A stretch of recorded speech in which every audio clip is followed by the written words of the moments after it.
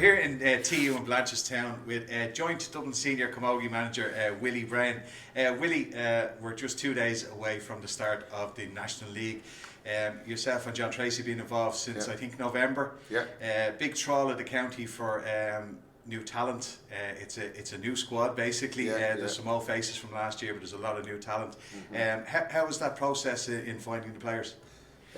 Well, as you know, I was involved last year with the minors, so some of them have stepped up, and literally there was a bit of knocking on doors and ringing girls. Some girls gone travelling, some girls chose, for different reasons not to be involved this year. So we knocked on doors, and from the club championships, Dave Dunning and a lot of scouts were going around. So there was certainly some girls unearthed from there. As I said, the minors come up, and then the really, really good girls that were there in the last couple of years that are staying on, which is we'd be lost without them. And we've one or two extras to come in as well that we got from watching club games or people ringing us, and then very shortly we'll have the Vincent's contingent joining us as well. It's a new era, it's a new management. It's always good to get new faces in as well. And I'd say, looking through that whole process, there's been this sort of myth that there's no talent in Dublin Camogie, but it is certainly there. It is there in leaps and bounds. It really is there. And like County Board, ourselves, I suppose we are two Dubs, John and myself, and so this is a passion. It's not managing a Dublin team. We are from Dublin, so we're really, really proud to be involved. So we'll do anything for their girls, but it's really just putting in as we, where we train and getting nutrition and all that right, which the County Board have done for us. So on the pitch, everything is done now. So it's up to the girls, but they are really, really putting it in because the talent is there. Anyone says there's not talent there, hopefully we'll show that on Sunday that there is. But the talent is there, and we really, really genuinely believe in this bunch of girls. Now, looking at the history of Dublin over the last sort of 3.5 decades, the results have not been good. They used to be the top team in Camogie, and they've been struggling, as I say, for the last 3.5 decades. Why do you think that is? Different reasons, and maybe being what we're trying to do is give the girls the respect they deserve. We're empowering the girls to be the best they can be. Everyone tries to do their best. David Heard did, Brennan, Shane, and they were very, very close, and then just little things maybe don't happen to put the whole jigsaw together. So it's their job to try and knit it all together, to have the best girls in Dublin playing camogie, but have that freedom to play. Okay, everyone has a bit of a game plan, but we're saying we are facilitators. We're facilitating you to be the best you can be, and we mean that. We want them to own it, and we're not saying, we're telling you, don't look to the line when you're on the pitch. You're doing the job on the pitch, and we trust you to do it, and we really do, and that's what's coming since last November, and hopefully it'll just come at the right time for Galway and then Tipperary and Limerick. And look, there's pressure at inter-county level, we all know that, but with lack of success, the pressure tends to build and build and build because the expectations are there, particularly because it's Dublin, to be winning titles and stuff like that. Do you find that maybe that pressure has built too much, and maybe it's like a little bit of a noose around incoming management teams and the players? Genuinely, we don't feel that. What we see is putting a professional structure in place, which the County Board has supported us to do, to have facilities and all the backroom stuff in order to allow these girls to be professional athletes. Now, if we get that right first, and the girls buy into it, which they've done in leaps and bounds, the rest will follow. So we're trying to say you are a professional camogie athlete, and if everyone has that in their head and they train like they're training and they all have their targets to achieve, then it doesn't, because it'll just happen. It'll happen. Like, you can't say, well, we're going to win it. We want the performance, and we know if these girls perform, the rest will come. And it might be slow. You have the league, and you have the Leinster, and then the All-Ireland, but we're going about it the right way, we think, and it's the girls. It's to give them everything that they deserve. And in talking about that, it sounds like you've got a plan made out for the season. Performances, as they say, they are vitally important, and a lot of people would say get the performance right and the results look after themselves. Would that be sort of your thinking on it as well? We really believe that. I mean, if we look at our scoring record over the last couple of years, it's not great. You don't go out to defend the game, you go out to win the game. You only need to win a game by 1 point, and that's what we're doing. We're going out to attack. We'll have a style of play that suits Dublin, but we're not a defensive team, and we want the girls to be free on the pitch to express that, and then that's what we're going to do.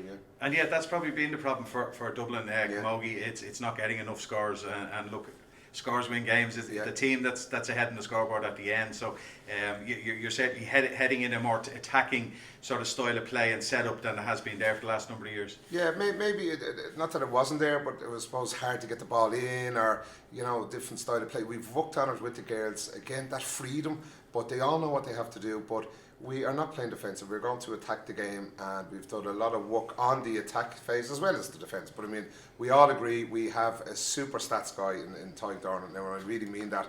And so we know what our targets are in 10 minutes, 20 minutes, 30 minutes. And if we achieve them, we believe the results will follow, because we have our metrics and we try and achieve them in training. And if we can bring that on Sunday as well, then the results will definitely follow. Rather than looking macro, we're just looking, game per game. And you're talking about instilling that freedom into players. How did you actually do that? Because there is some players from the panel last year and who've been there maybe for a number of years who maybe weren't playing with that freedom. So how do you instill that into the players? From the initial introduction meeting, we rang them, but we said we mean this. We are not telling you this, that we're going to be shouting on the sideline. Once they cross the line, if we call a girl's name, it's to give her information. We will reassess everything 30 minutes later. But these are super, the girls, as you said the day before, these are athletes. And then we just said, you now have the freedom, right? You empower the teammates around you because you've been here for a while. Obviously, we'll have a game plan, but have that freedom that you own the team, you're in the dressing room, and you're not waiting for someone else to tell you what to do. And the more senior girls, they've really bought into it. So it's like passing on the responsibility to the players. They're now responsible for their own performances rather than look to maybe the sideline to guide them along the way. Yeah, instead of taking responsibility, we're saying you own it. If you own it and you're a part of it, well then you're comfortable in it because you've come up with it and you're a part of it and you own it.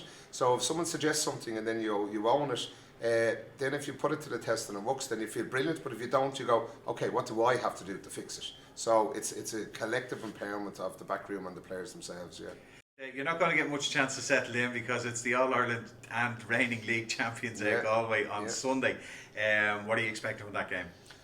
Well, we've obviously looked at them and we know they're key players. We know they're tough. We know they like to swarm. We know they like to move around all the pitch everywhere. They can score from anywhere. So we like to think we've a plan for that. Both teams are missing the Sarsfields, I presume, and the Vincent's girls who played each other last week. So it'll be different than championship teams, but it's an opportunity to take on the All-Ireland champions in our first game under new management with a super bunch of girls. And we're not nervous. We can't wait for it. We've been training hard and we can't wait for the game to come around. Besides the challenge of the All-Ireland and reigning league champions in Galway, you also have the challenge of the new rules that have been introduced as well. So, give us your thoughts on those new rules. I really look forward to the new rules. There was a launch of them to managers and players last Saturday. So we had a few questions, we're not going to talk about them too much, but a few questions on, like, when the ref blows the whistle, well, the girl has the free. Obviously, everyone has, like us, not dropping the hold, not hand passing the ball. Really look forward to the interpretation of the tackle. And then we have to see what Galway and what Dublin do on the reset on the puck out. But really, the girls are delighted with the tackle, and we hope, and I'm sure the referees will allow a play. Yeah, look, ourselves in the media are the same. We're trying to see what the interpretation of minimal is and the contact. That should be interesting, and I suppose, look, like yourselves, those rules are going to have a settling in period as well, and it'll be just everybody's just going to have to get used to them. They will, and it'd be nice to. Each, even though the rules are there, each referee is different. To sort of, it'd be nice to hear on Sunday about 1 o'clock what the interpretation of, the match day referee is, so that we can relay that back to the girls. And I think everyone's going to enjoy this more. There was a great launch of Camogie. It's all over Twitter, and then We Are Dublin. So everyone's looking forward to the bit more contact in Camogie. Looking towards the game as well, and looking, towards the rest of the season. What would be a successful 2020 for Willie Braine and John Tracy? Success for us would be a league final and a semi-final of the championship, and that would see where it takes us. So that's what we deem success. That means we don't leave it at that. If we get to a semi-final, well, then anything can happen after that.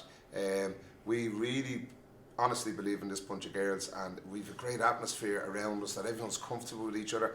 And when you have that, success is what? Success is them really playing to their ability, and when you play to their ability, enjoying it, anything can happen.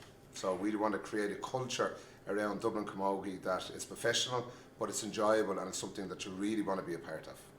Well, Willie, looking forward to the game on Sunday. Best of luck. Thanks for taking the time just before your final training session, and sure, we'll talk to you after the game on Sunday. Great, and thanks to We Are Dublin for all the support we get. Cheers.